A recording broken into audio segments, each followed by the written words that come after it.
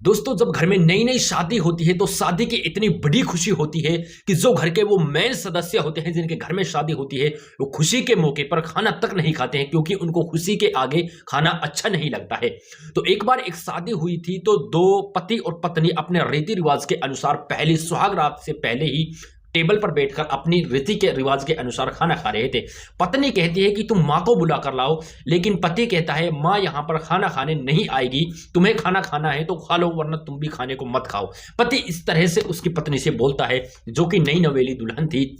जब वो बात सुनती है तो कहती है कि मैं जब यहाँ पर खाना खाऊंगी तो माँ के बगैर अगर पहली बार ही मैं ऐसे खाना खाऊंगी तो लोग क्या सोचेंगे और मुझे भी कैसे कंफर्टेबल फील होगा, मेरे तो अंदर निवाला उतरेगा ही नहीं। मैं आपसे कह रही हूँ प्लीज आप माँ को बुला लाएं, एक साथ हम यहाँ पर बैठकर खाना खाएंगे।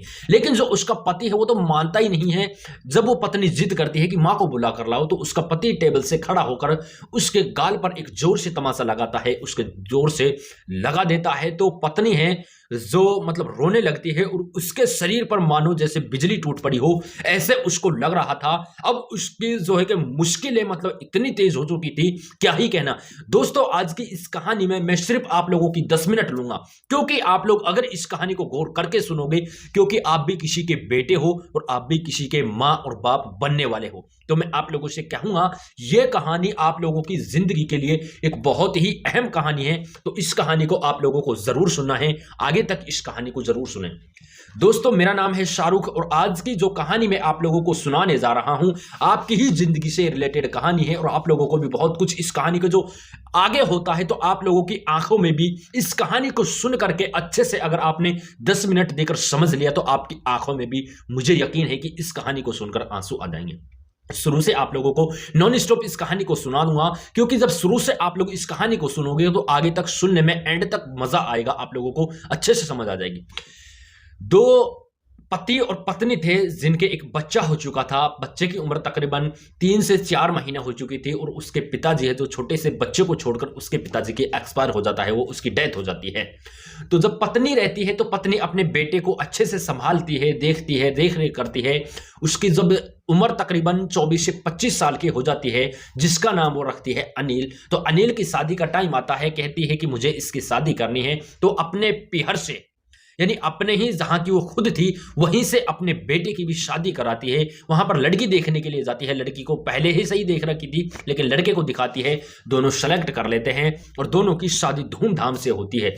जब शादी करके पहली बार अपने घर पर आकर रुकते हैं तो अपनी रीति और रिवाज के अनुसार जब पहली बार वो पति और पत्नी और अपनी माता पिताओं को खाना खाते हैं तो वो पत्नी जब कहती है पति से कि माँ को यहाँ पर आप बुला ले, टेबल पर हम सारे लोग एक साथ इकट्ठा होकर खाना खाएंगे यहाँ पर बैठकर। लेकिन पति कहता है, पति नालायक था, कि माँ यहाँ पर खाना खाने के लिए नहीं आ सकती, तुम खाओ खाना। लेकिन पत्नी कहती है नहीं, मैं खाना कैसे खा सकती हूँ जब यहाँ पर माँ ही नहीं आएगी तो मुझे कैसे अच्छा लगेगा। और ये पहली बार की रीति रिवाजें हैं लेकिन माँ को यहाँ पर आना ही होगा, तुम एक बार कोशिश तो करो, एक बार कहकर देखो, हो सकता है माँ यहाँ पर खाना खाने के लिए आ जाए। लेकिन पति नहीं मानता है। पत्नी जब जिद करती है तो पति खड़ा होकर अपनी पत्नी के जो नई नवेली दुल्हन थी सुहागरात से पहले ही उस औरत के दाब का तमाचा लगाता है, एक गाल पर एक जोर से थप्पड़ चढ़ देता है। जो पत्नी को लगता है कि वो क्या ही मानो यार, उसके शरीर पर पूरी तरह से बिजली सी टूट पड़ी। उसने सोचा आखिरकार इतनी बेइज्जती,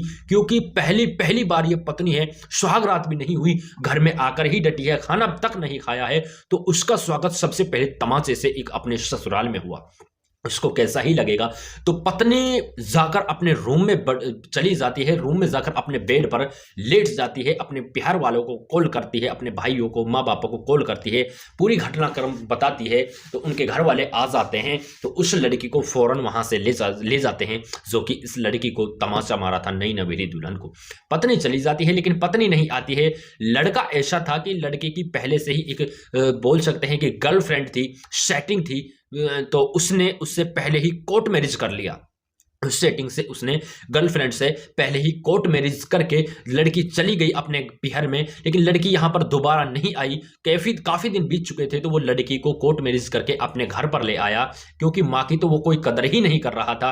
तो इस वजह से इसने शादी कर ली। लड़की वालों को पता लगा, उस लड़की को पता चला कि इसने शादी कर ली है, तो जो लड़की के घर वाले होते हैं, लड़की की भी एक दूसरी जगह शादी कर देते हैं।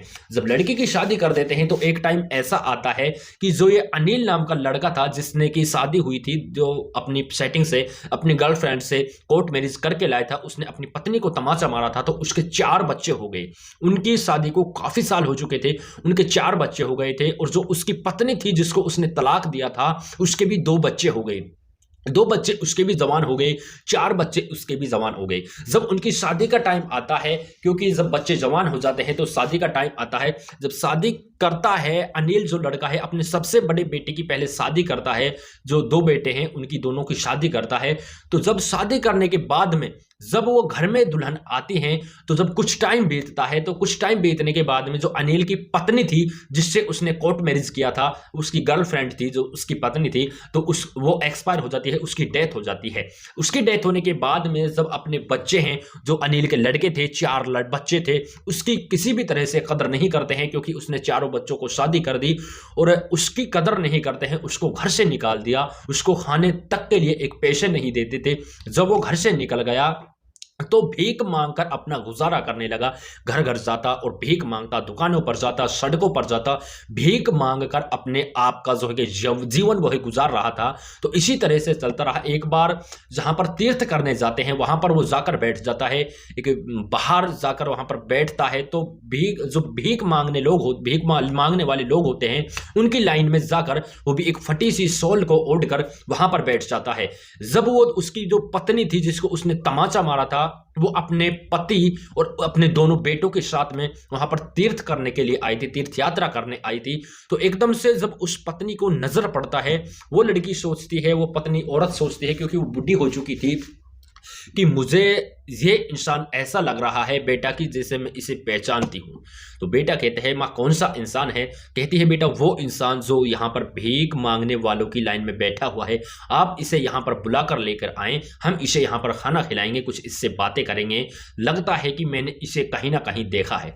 उसके बेटा उसको बुलाने ले जाता है अनिल को। भिखारियों की लाइन में जब वो बैठा था, तो उसको वहां से खड़ा करता है और उठाकर लेता है, उसकी माँ के पास में उसे बुलाकर ले आता है। तो जो उसकी माँ थी वो बूढ़ी थी, जिसका नाम मंजू था। मंजू कहती है, क्या तुम्हारा नाम अनिल है? वो कहता है, हाँ मेरा नाम अनिल है। और जो उस मंजू को वो देखता है, तो पहली ही नज़र में उसकी आंखों से आंसुओं की धार लग जाती है, वो रोने लगता है।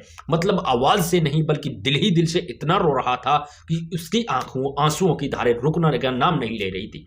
तो पत्नी कहती है, यानी उसकी तलाकशुदा पत्नी मंजू कहती है उन दोनों बच्चों की माँ, कि तुम्हारी ये हालत कैसे हो गई? तुमने शादी की थी, तुम्हारी जो एक गर्लफ्रेंड थी, तुमने कोर्ट मैरिज की थी उससे, तो कैसे हैं तुम्हारे बच्चे? कितने बच्चे हैं? कहता है, 4 बच्चे थे, 4 बच्चे हैं, और मेरी पत्नी की जो कि पत्नी है जो एक्सपायर हो चुकी है, 4 बच्चे मेरी कदर नहीं करते हैं, मुझे घर से निकाल दिया है, भीख मांगकर मैं अपना पेट भर रहा हूँ, अपना गुजारा कर रहा हूँ, इसी तरह से अब मेरी ज़िंदगी जो है कि कट रही है। लेकिन जब उससे पूछता है, तुम बताओ तुम्हारा क्या हाल है? कहता है, ये मेरे दोनों बेटे हैं, अच्छे से मुझे रखते हैं, मेरा पति ये है, अच्छे से मेरा पति मुझे रखता है, मुझे कोई भी किसी भी तरह की किसी भी किस्म की दुख तकलीफ कुछ भी नहीं है, मैं अपने घर में अच्छे से रह रही हूँ। वो हाथ जोड़कर कहता है कि मुझसे बहुत बड़ी गलती हो गई, बहुत बड़ी भूल हो गई, जो मैंने देवी जैसी एक औरत को, जो फरिश्ते जैसी एक औरत को मैंने तलाक दिया, एक तमाचा मारा। तो प्लीज़ मैं आपसे आज माफ़ी मांगता हूँ कि आप मुझे इस बात को लेकर माफ़ कर दें। अंदर मैं जिंदगी भर मेरे इस बात का पछतावा है, जब से मैं भीख मांग रहा हूँ, सिर्फ यही सोच रहा हूँ कि मुझे मंजू कब मिले, मैं उससे माफ़ी मांगूं। लेकिन मुझे तो उम्मीद ही नहीं थी कि तुम मुझे वापस फिर से मिलोगी और ऐसे हाल में मैं आपके सामने होऊंगा। लेकिन मंजू कहती है कि बेटे अब क्या करें इसका? तो बेटे जब उसकी पूछते हैं, तो माँ ये आदमी आखिरकार है कौन? तो उनके बेटों को, उसके पति को जो कि हकीकत बताती है कि बेटे सबसे पहले जब मेरी शादी हुई थी, इसी से हुई थी। और जब मैं इसके घर पर गई थी तो इसने पहले ही मुझे सुहाग रात से पहले ही इसने तमाचा मारा। जब खाने की रस्म पर बैठते हैं तो तब से ही मैं अपने पिहर आ गई। मेरा और इसका डिवोर्स हो गया। मैंने शादी दूसरी जगह कर ली, इसने दूसरी जगह कर ली, और आज इसके बेटों ने भी इसको घर से निकाल दिया है। इसकी यह हालत है कि ये भीख मांग रहा है। बेटे भी वो जो कि इमोशनल हो जाते हैं, उसके रोने लगते हैं और कहते हैं कि मम्मी हम इसको अपने घर पर लेकर जाएंगे, आखिर इसका कोई भी नहीं है, इसको खाना खिलाएंगे, अच्छे से इसको हम अपने ही घर पर रखेंगे, चाहे ये कैसा भी इंसान हो, कैसा भी ना हो। सब घर वाले राजी हो जाते हैं, मंजू राजी हो जाती है, लेकिन वो कहता है नहीं, अब मैं आपका बुढ़ापे में बोझ नहीं बनना चाहता, लेकिन मैं आपका एहसान मानता हूं कि आप मुझे इतनी इज्जत दे रहे हैं। बच्चों को दोनों को गले मिलाता है और पत्नी के पैर छूने की कोशिश करता है, लेकिन पत्नी दूर हट जाती है। सब रोने लगते हैं। आदमी की जो वो अनिल नाम का था, वो जो बुजुर्ग हो चुका था, उसकी आंखों से आंसू रुकने का नाम ही नहीं ले रहे थे। तो वो बच्चों को गले लगाता है और पत्नी के पैर छूने की कोशिश करता है, तो पत्नी दूर हट जाती है। तो जब एक दूसरे को ऐसे ही ले जाते हैं, वो अपने जो कि वो बूढ़ा था अनिल, उसके अच्छे से सेविंग वगैरह, कटिंग वगैरह, दाढ़ी सेट, कपड़े नए दिलाते हैं, उसको अच्छे से नहला धुलाकर वो सब अपने घर पर ले जाते हैं और उसको अपने घर पर रखने लगते हैं। दोस्तों, इस कहानी को जो आप लोगों ने ये कहानी सुनी है, आज के टाइम में जो घटनाएं अपने परिवार के अंदर, अपने घर वालों में, जो अपने घर के सदस्यों से हो रही हैं, बीत रही हैं, सच्ची घटना ऐसे ही हो रही हैं। आप लोगों को पता है कि कहीं पर भी किसी भी इंसान को देख लो, तकरीबन 100% में से, यानी 100% में से 99% बंदे ऐसे हैं जो अपने माँ बापों की कदर नहीं कर रहे। आज के टाइम की बात कर रहा हूं, जो लोग अपने माँ बापों की ये कदर नहीं करते कि अपने माँ कैसी है, अपने बाप कैसे हैं।